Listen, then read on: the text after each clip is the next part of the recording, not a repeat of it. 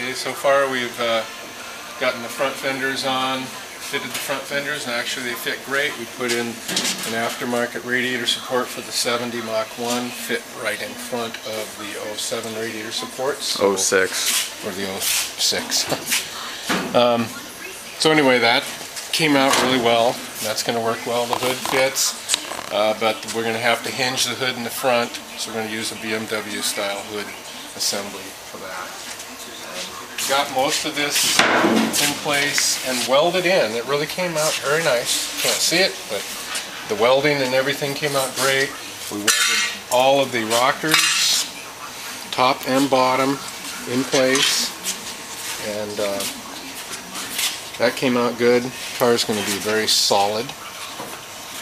So now we're going to work back to the rear of the car, where we have to fit the rear tail pan, and I don't know what we're going to have to do. We may have to cut this back in order to make it fit.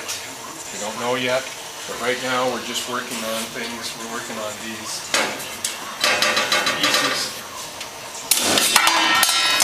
these parts, which are the trunk hinge attachment plates that we're welding on under here on the 70. And then made a bracket that's going to actually go up and tie into that on the 06. So that's going to be that has to be very sturdy. So we're going to fit the trunk lid. That's what we're going to do right now. And then we're going to go ahead and fit the tail panel and that from there. Because this car's been hit and this is bent. This is just a mess in here. So, you know, we're probably going to end up having to section a piece out of another car onto that. But anyway, we've gotten it this far.